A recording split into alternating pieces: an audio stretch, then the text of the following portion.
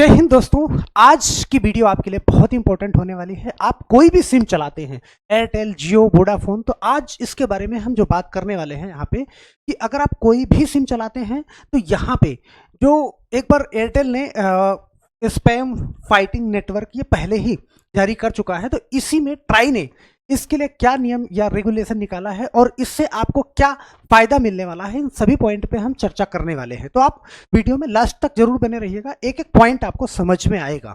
अब हम यहाँ से वीडियो को स्टार्ट करते हैं और पॉइंट टू पॉइंट आपको हर चीज बताने की कोशिश करते हैं। तो यहाँ पे हम बात कर रहे हैं कि अगर आप कोई भी सिम चलाते हैं, चाहे एयरटेल की या फिर जियो की या फिर वोडाफोन की, तो फिर आपके लिए ये खबर बहुत ही इंपॉर्टेंट हो जाती है। क्या है ये खबर? सबसे पहले हम बात करेंगे स्पैम कॉल की। क्या है स्पैम कॉल और ट्राई ने क्या नियम निकाला है, ये सारी बातचीत आपके साथ में हम इसी वीडियो में करने वाले। तो सबसे पहले ट्राई ने जो कंपनियों को रेगुलेट करती है, एयरटेल, वोडाफोन, जियो, जितनी भी कंपनियां हैं सबको रेगुलेट करती है, वो ट्राई एक संस्था है। तो ट्राई ने एक नियम निकाला। वो कौन सा नियम है कि स्पैम कॉल्स जो कस्टमर के नंबर पे आती हैं उन पे जो है ये कंपनियां लगाम लगाएं। तो बात आती है कि स्पैम कॉल क्या है। तो सबसे पहले आप ये समझ लो स्पैम कॉल क्या है। आप कोई भी जरूरी काम कर रहे हो, अगर कहीं जा रहे हो, आप गाड़ी से जा रहे हो, तो आप जानते हो कि आप किसी का फोन आया तो आपको लगता है मेरे कोई खास रिश्तेदार या जरूरी फोन होगा, तो आपको उठाना पड़ता है। तो उसी हिसाब से मतलब वो फिर लगा आपको कि यार ये कंपनी का फोन है, कंपनी बहुत सारे लोग बोलते हैं ना ये कंपनी वाले कर रहे हैं, तो ये कंपनी वाले फोन ना करें, बार बार आपको फोन कॉल्स करके ना तंग करें। इसलिए जो है ट्राई ने एक नियम निकाला है और वो नियम जो है कंपनियों के लिए निकाला है कि आप उन नंबरों की पहचान करिए जो फोन करते हैं, ऐसे कॉल्स बार बार करते हैं, और ऐसे कॉल्स उनको पहचान करिए और उन पे प्रतिबंध लगाइए। हर कंपनियों को ये बोला है, जितनी भी कंपनियां हैं। अब इसमें बात ये आ रही है कि किस तरीके से इन पे लगाम लगाई जाए। भाई कंपनियां कैसे समझ पाएंगी कि आपके पास जो फोन आ रहा है वो फर्जी है या फिर आपके काम का है। मान लो कंपनी अगर ब्लॉक कर देगी कि इस फोन से जो है कहीं पे फोन नहीं लगेगा, तो फिर आप कैसे समझ पाओगे? और ध्यान देना यहाँ पर, इस चीज को बहुत ध्यान से समझिएगा कि ट्राई ने स्पैम कॉल एसएमएस पर अंकुश लगाने के लिए नियम सख्त किए हैं। दूरसंचार कंपनियों को 10 लाख रुपए तक का जुर्माना लगाने की चेतावनी की है, 10 लाख रुपए तक। अब ध्यान देना यहाँ पे ट्राई ने जो नियम लगाया है ये कितना कारगर होता है ये तो बाद की बात है, बात समझ रहे हैं? क्योंकि अभी ट्राई ने पिछली बार भी नियम लगाया था, अभी जस्ट पीछे नियम लगाया था।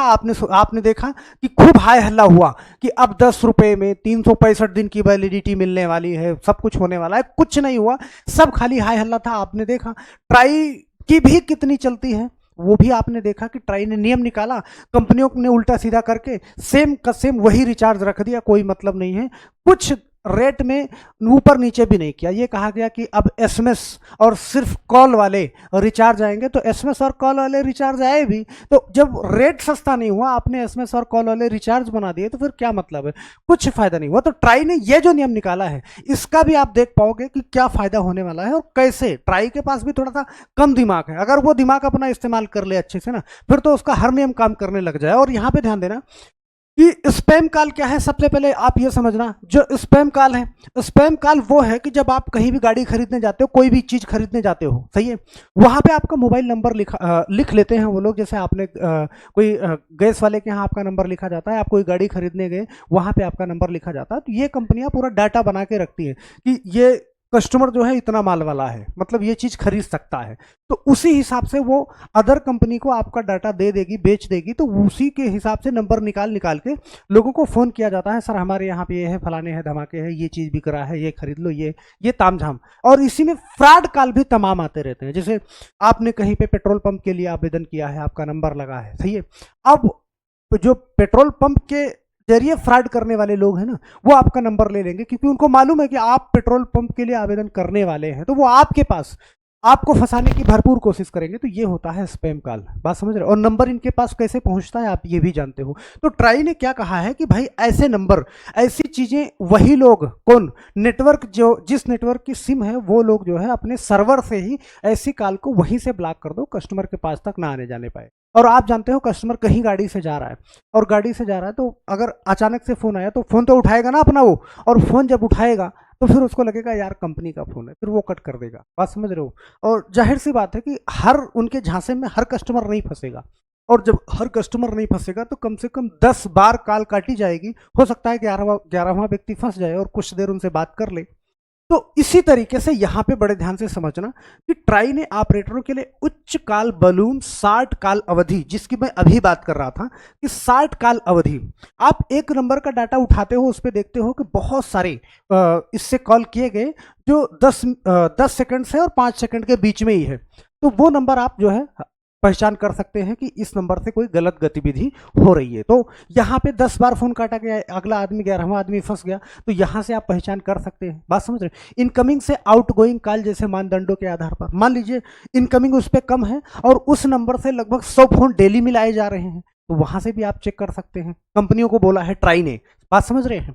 और उसके बाद अगली बात हम करें कि अगर मान लीजिए आपके पास स्पैम कॉल आती है, ट्राई ने बंधेज लगाया तो है, आप एक बार जरूर मुझे कमेंट बॉक्स में बताना कि क्या ट्राई ने ये बंधेज लगाया और कंपनियां बड़े प्यार से मान लेंगी, या फिर आपके पास अगर फोन आया और फोन आने के बाद क्या आपके पास मौका होगा कि आप ट्राई के पास जाओ, उसके पास शिकायत करो? मौका होगा? अरे नहीं होगा, कोई नहीं जाएगा। ये ट्राई का ढकोसला है, आप ये समझना। अगर ट्राई ये बात बोल दे कि पहली बार अगर स्पैम कॉल आती है किसी कंपनी के सिम पर, अगर वो कस्टमर ट्राई के पास शिकायत करता है तो 1 लाख रुपए का भुगतान करना होगा। ट्राई ये बात बोल दे कि भैया 1 लाख रुपए का भुगतान करना होगा और उसमें से 50,000 रुपए जो शिकायत करेगा उसको दे दिए जाएंगे, हालत टाइट हो जाएगी। बात समझ रहे हैं? मतलब स्पैम कॉल 1 दिन के अंदर बंद होगा, ये बात समझना।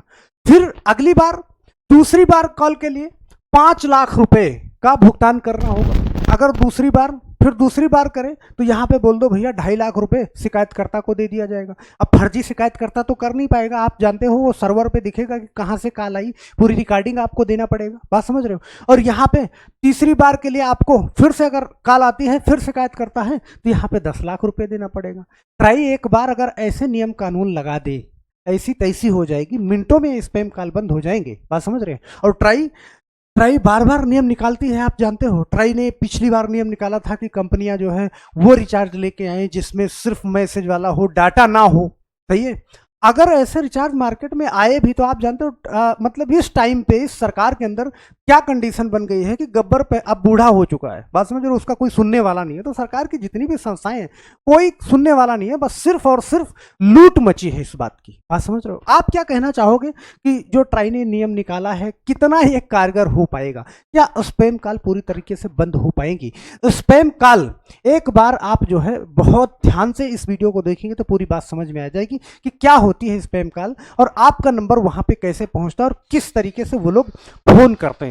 बात समझ रहे हैं? और ये जो नियम है, ये नियम कानून है, किस तरीके से ये निकाला गया है। बात समझ रहे हैं? तो आप मुझे कमेंट बॉक्स में जरूर अपनी राय दीजिएगा कि क्या ट्राई के इस नियम से, भाई ये नियम नहीं है कि इसमें से 5 लाख कस्टमर को दे दिए जाएंगे, तो मैं अपनी तरफ से बता रहा हूं कि पूरी तरीके से बंधेज लगाना है। तो बात समझ रहे हैं? तो क्या ट्राई का ये नियम कामगार हो पाएगा? एक बार मुझे कमेंट बॉक्स में जरूर मेरे दोस्त कमेंट करके बताइएगा। और हम आशा करते हैं कि ये वीडियो आपको अच्छी लगी होगी। चैनल पर अगर नए हैं तो चैनल को सब्सक्राइब जरूर कर लीजिएगा और जाते जाते वीडियो को लाइक बिल्कुल कर दीजिए और इस तरीके की अपडेट आपको मिलती रहेगी हमेशा। तो बस आज के लिए इतना ही, मिलते हैं हम नेक्स्ट वीडियो में। तब तक के लिए आप सभी लोगों का बहुत बहुत धन्यवाद। जय हिंद।